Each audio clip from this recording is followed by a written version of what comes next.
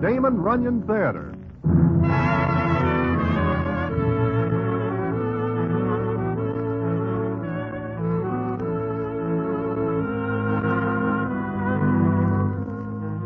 Once again, the Damon Runyon Theater brings you another story by the master storyteller, Damon Runyon. And this one, Breach of Promise. And to tell it to you, here is Broadway. Thanks. How I happen to know this story is a story in itself. But I will skip that and tell you about Mr. Jabez Tuesday and a doll named Amelia Bodkin. It also concerns Harry the Horse and Milky Willie. And how they get mixed up in something like this is quite a story, which I will tell you in a minute.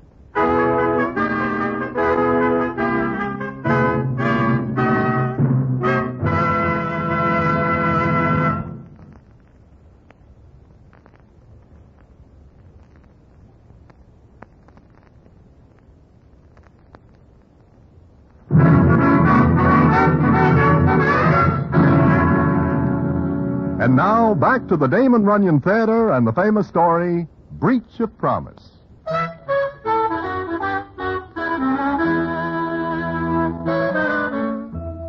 Well, one day a certain party by the name of Judge Farber sends word that he wishes to see me in his office.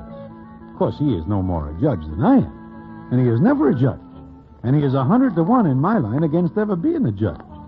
But he gets his name from being very smart and being able to help certain citizens out of difficulties when the need for that arises. Well, I call on Judge Farber, and he takes me into his private office, and the scene is as follows. Broadway, I'd like very much to get in touch with a couple of friends of yours. Friends of mine? Mm-hmm. Who might they be, Judge?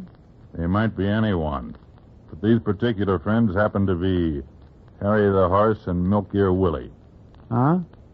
Why do you wish to contact them? I have a little job for them. What is the job?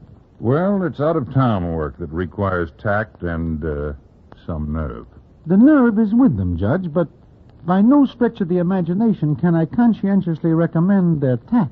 I have a client who is willing to pay quite a large sum of money to, obtain some letters. Letters? Letters. Well, you see, Judge, as much as I like to help out a friend, I am afraid I cannot do this. Why not? Because if I steer them into anything that is bad, they will come to see me. I do not like Harry the Horse and Milky Willie to come to see me with anything on their minds but their hats. I see. Well, suppose you just tell me where they live, and I'll contact them. They do not live exactly anywhere. But, there is a certain spot in Clinton Street where information might be picked up. Mm-hmm. Thank you, Broadway. Thank you very much. If I can ever return the favor, please let me know. Judge, I hope I am never in a spot where I need a favor like the ones you are able to return.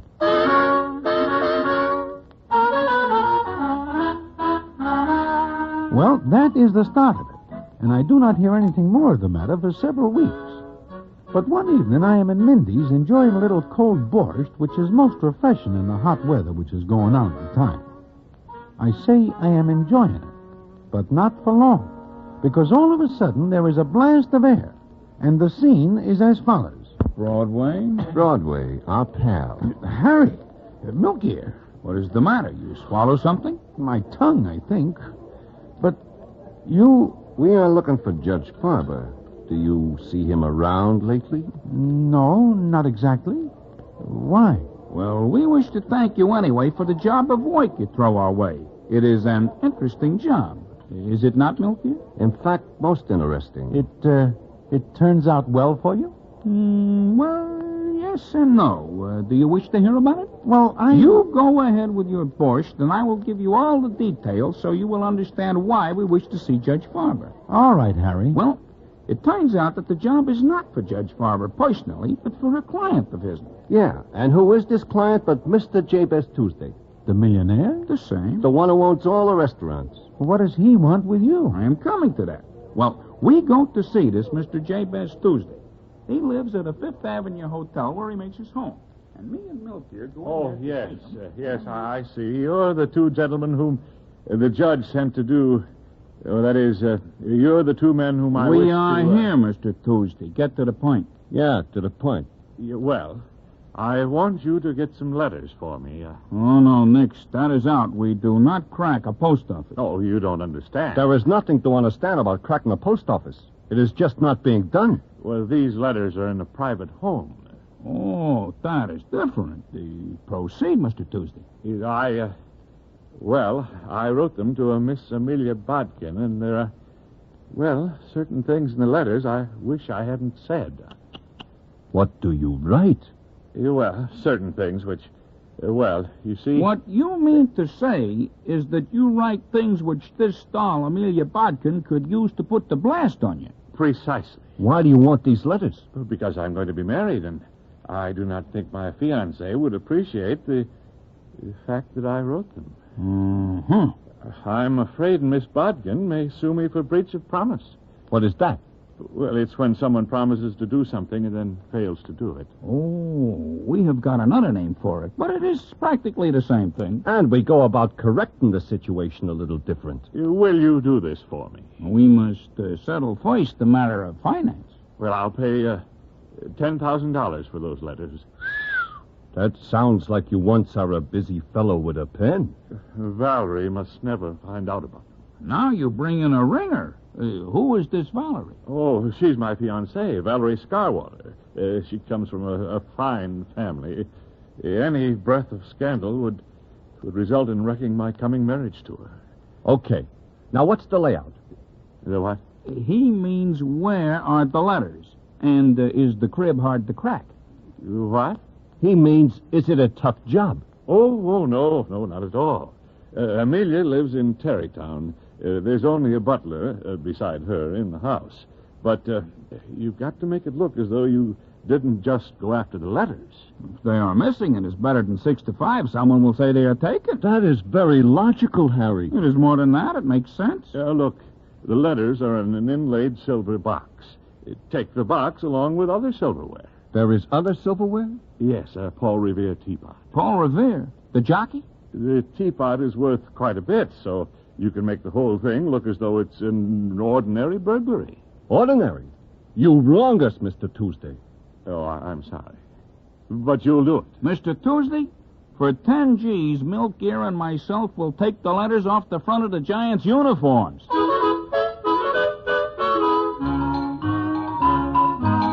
Well, that is the start of the story that Harry and Milk Gear tell. But it is by no means the end. In fact, what starts out as a nice, ordinary deal ends up quite complicated.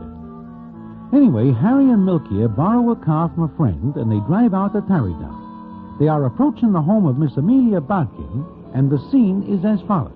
Milk Gear. What, Harry? What is this you tell me about being able to drive a car like a racing driver? What's the matter? I am not doing all right? It would be better if you kept more on the road. I am looking for the house. I will look. You will watch the road. Try to stay with it a little more. It's pretty out here, ain't it? Do not look at the scenery at night. Hey, look. There's a house up ahead. Uh-huh. We will case the place first. Then we will see about making an entrance. This is a pipe. Just the old doll and a butler. Yeah. Milk Gear, why are you driving on the left side of the road? I am left-handed when I am a kid. I guess I never get over the habit. Take it easy now.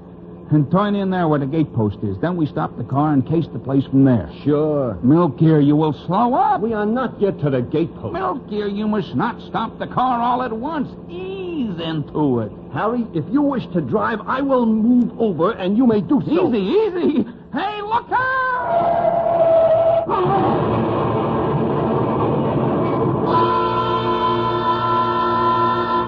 Well, from what Harry the horse tells me, Milk Gear misjudges the distance and does his stopping by means of a concrete gate post, which is considerably harder than the car. Also, it is considerably harder than Milk Gear's head, which is quite a feat in itself. Anyway, it is somewhat later when Milk Gear wakes up. He is in a nice white bed with nice clean sheets. The room is very pretty. In fact, the only jarring note is Harry the horse sitting by the bed looking at him. Then the scene is as follows. I am glad to see you are awake. In fact, I am glad I am able to see. What happens? We are without a car. Ooh, my head. If you will put your hand up there, you will find that your head is now being held together by embroidery. I'm hurt? You do not feel anything? No, why? Should I? I guess not. Milky, do you know where we are? No. We are in the home of Miss Amelia Bodkin. Then I make it. But while you are out like a light, there is a doctor. Why? Because you need one. Are you hurt? No, I jumped before we hit.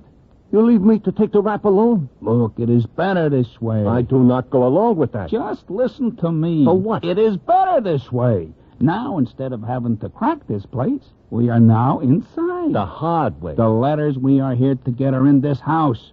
The doctor says you cannot move. The doctor is crazy. Maybe. But now you will stay here and find out where are the letters. Get it? Yeah.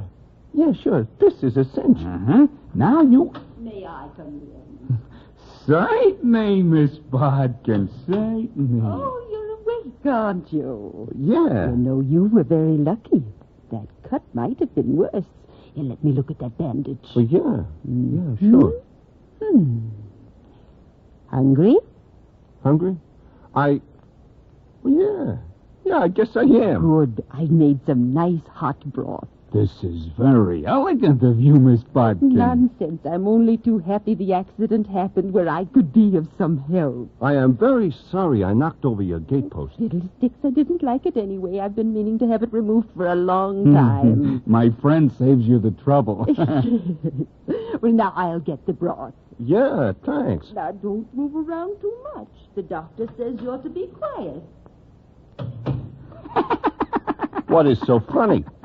I am laughing because I remember the time you once walked from Lower Broadway to Times Square with 2 slugs in you. Now all you got is a scratch. And some hot broth. She's a nice old doll, ain't she? Yeah, a nice old doll, but you never can tell about people. Here she is, a nice old doll, with some letters she is going to use to put the blast on Mr. Jabez Tuesday. Yeah. Sometimes I am not very happy about human nature. You got any idea where the letters are? No, you have got to find out yourself. Myself? What about you? You crazy, I cannot stay here. Why not? It is not my head which is caved in. Yeah, I see. So now all you gotta do is be smart. Is that possible?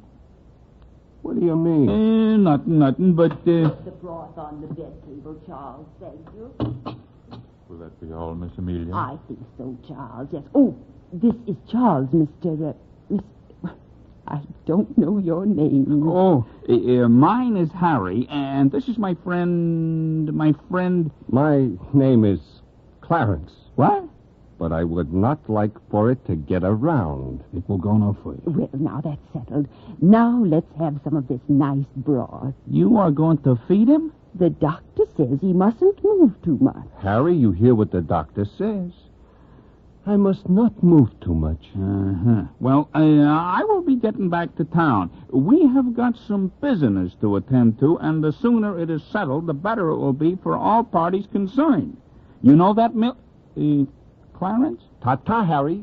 I will see you later. I will keep in touch by telephone. Charles, show Mr. Harry out. Yes, Miss Amelia. Now, some nice hot broth. This is a very nice thing you do, Miss Amelia. Careful, it's the only thing I can do for a fellow human being. Oh, careful, Huh? It might be too hot.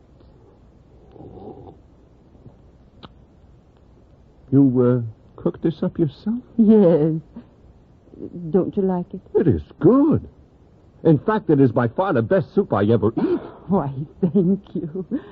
Oh, it's so seldom that I get to make anything for anyone but Charles and myself that You are going to say something, Miss Amelia? I'm almost ashamed of what I was going to say. Go ahead. Say it. You are among friends. Well, it's just that your accident... I mean, it happened here. Do you like homemade apple pie, Mr. Clarence? I do not think I ever eat any. No, come to think of it, I do not. Then you will. And roast beef, Yorkshire pudding, brown potatoes, and I have a whole cellar full of canned fruits just waiting to be put into pie. Look, Miss Amelia, maybe it is better if you do not go to so much trouble for somebody you do not even know. But I want to. It gets rather lonesome here. And you seem so nice. Yeah? I seem nice? Now, this isn't getting you some nourishment. Come. Eat the rest of the broth.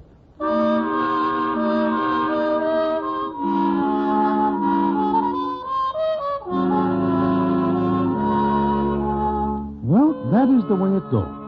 Milkier is now in a nice spot to get the letters and the 10,000 fish.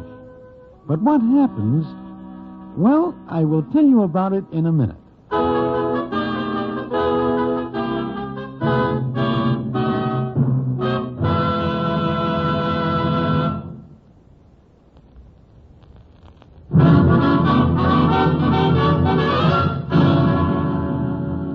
And now back to the Damon Runyon Theater and the famous story, Breach of Promise.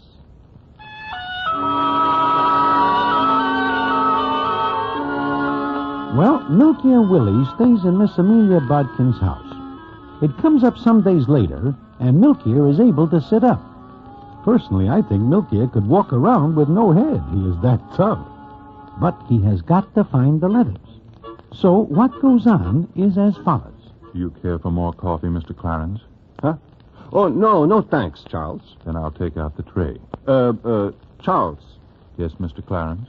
Look, drop that Mr. stuff. You and me can talk man to man, huh? I suppose so. Miss Amelia, it seems to me that a nice old doll like she is should be married a long time ago. What happens that she is not? I think because she is in love with someone. Is that not the usual reason for marriage? You don't understand. The man she loves is Mr. Jabez Tuesday. You've heard of him, haven't you? Yeah, in a roundabout way. Well, they met a long time ago. Then he invested some money in a business. It was her money. He never pays it back? Oh, yes. With interest. But it just seemed that he became too busy. He came here less often. Now we see him only about once every 5 or 6 months. Uh-huh. Does Miss Amelia have any proof that they are once in love? Proof? Well, yeah, you know, a guy writes letters, stuff like that. Oh, yes, she has letters. Uh-huh. Funny about dolls, they keep things like that. That's the reason I asked. You know, dolls are soft that way. Yes, they are. She probably keeps the letters all tied up in a blue ribbon, huh? No, they're in that silver box right over there on the window table. Ah. Well, thanks, Charles. For what, Clarence? For nothing.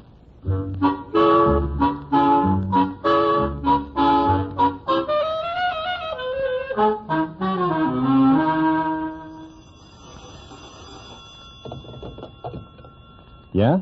Milkier, this is Harry. Yeah. What is happening? I know where the letters are. Okay. Put the snatch on him and get out of there. Sure, tonight. I borrow another car. We will pick you up. Okay. It is a cinch, huh? Yeah, a cinch. Okay, see you later.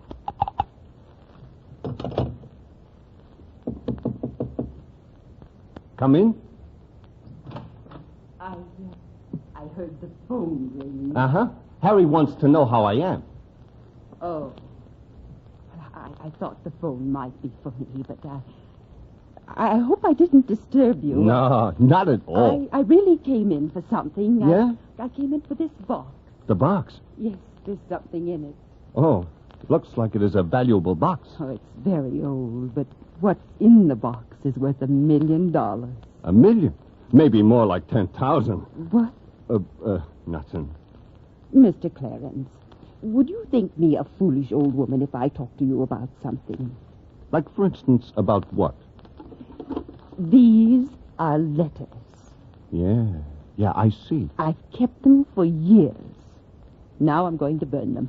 Huh? What for? You say they're worth $1 million? Not anymore. They were as long as I thought he'd come back. You are not really going to burn them? Yes. They don't mean anything now. He's going to marry someone. But look, if these letters... Oh, I mean, they're love letters, huh? Yes, they are. But then why burn them? Maybe you could sell them. Oh, no, that's silly. Not the way I look at it. Here's one. I've read it 1,000 times. He wrote it to me after we'd had a quarrel. A silly, stupid little quarrel about another girl. Yeah? Well, to get back She to the had selling, I would like... blonde hair. Oh, she was very pretty, much prettier than I. I was jealous, and he and I had a fight. We didn't see each other for 2 days. Yeah, that's swell, but do not burn these letters. And then he wrote me this letter. Listen, I'll read you part of Yeah. it. Sweetheart, can you forgive me? I was foolish and I admit it. Right now I'm thinking of the last time I saw you with the evening sun turning your brown hair to bronze. No blonde hair could look like that. Darling, I hate blondes. I shall always hate them, and we made up then. Yeah, I see. But still, we ought to get back... That's that, I guess. Times change, don't they, Mr. Clarence? Not much. Where you going? To my room. With the letters? Why, yes. Why do you ask? Well, look. You say you are going to burn them. Yes. You do not wish to change your mind? You actually seem disturbed about it. Oh, you're very sympathetic. And I'm just a foolish old woman. Oh, no, you are I'm not. sorry I embarrassed you, but I wanted to talk to someone besides Charles. Look, Miss Amelia, I am thinking that burning those letters will be a very distasteful job. Why do you not let me do it for you? That's very kind and thoughtful of you. It is nothing at all. I really do hate to burn them myself. If you will give me the box? Well, It's the least I can do for you, Miss Amelia. All right. Here. Thank you. You will not regret this action on your part. You can use the fireplace there. Good night, and thank you. Good night, Miss Amelia, and thank you.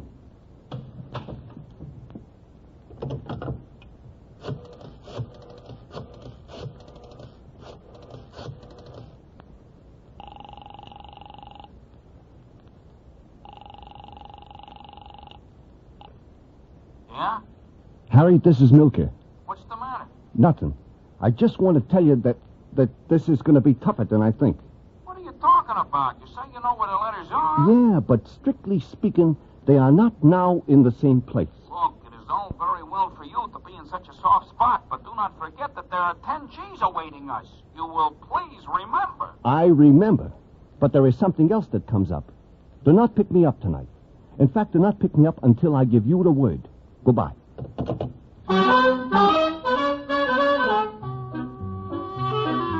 Well, that is the way it stands.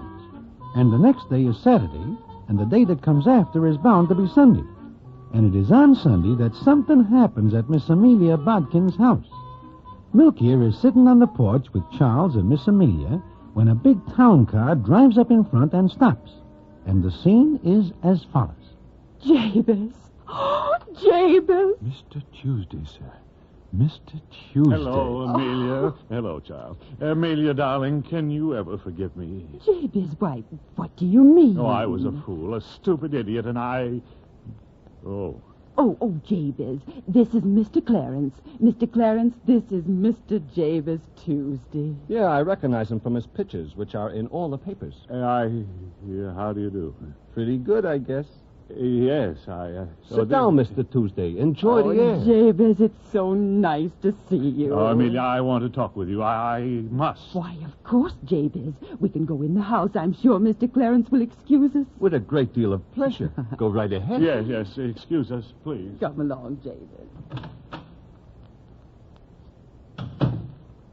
This is very odd. It is? Why? Why, Mr. Tuesday never comes out here on Sunday, and... Maybe there is something that changes his mind. And he seemed very excited, didn't he? Yeah, he does seem a little upset. Wonder why. Charles, Yes, Mr. Clarence? look in the window. The window? Yeah, right here. They're kissing each other. Uh-huh. Charles, it looks like Miss Amelia has got her guy back. But I don't understand. Maybe you are not supposed to, Charlie. Just take things as they come, I always say. Just take things as they come. But you can bet your last bob that Miss Amelia Botkin will be Mrs. Jabez Tuesday any day now.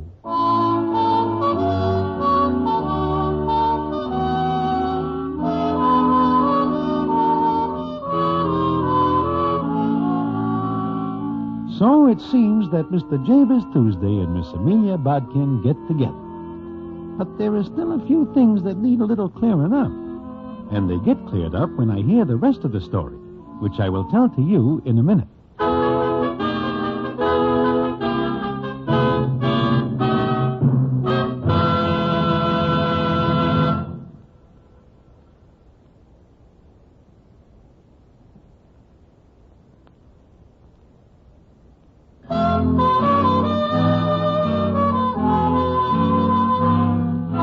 Like I say, there are a few things that need clearing up, and the clearing up comes that night in Mindy's. Harry is just finishing telling me what happens before, and the scene is as follows. So, that is that. It is? But there are a few things I do not understand. Uh-huh. No, what I mean is, what happens? Well, it happens that I sent the letters to Miss Valerie Scarwater. What? You send Mr. Tuesday's letters to Miss Bodkin, to his fiancée? That is what he does. At first, I am burned enough to put the blast on Milk here. Yeah, but I sent the letters to Miss Scarwater. And it seems she is a blonde, so it is better than even money she does not like the letter referring to blondes. So, she slugs Mr. Jabez Tuesday with an 18-karat vanity case and turns him out. Then is when he discovers he loves Miss Bodkin. But what about your 10 G's? You do not get them. Oh, yes, we do. We have got Mr. Tuesday over a barrel. He gives us the money. But there is one thing for which we are very mad at Mr. Tuesday, and that is why we wish to locate Judge Farber. You get 10 G's and you are mad? Yeah. You remember he tells us that we should collect the silverware so this looks like an ordinary robbery? Yeah, I remember. Well, as it turns out, we do not get the silverware. In fact, we go back there some nights later to collect it, and we are turned away by a shotgun. After he promises us we can have the silver. So, we wish to locate Judge Farber to find out if we can sue Mr. Jabez Tuesday for breach of promise.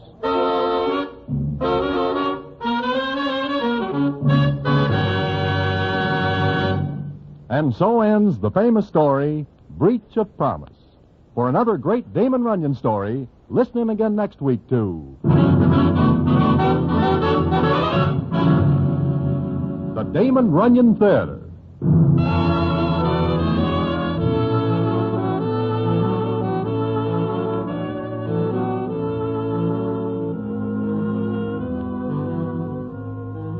The Damon Runyon Theater, with John Brown as Broadway, is directed by Richard Sandville, and the story is adapted for radio by Russell Hughes.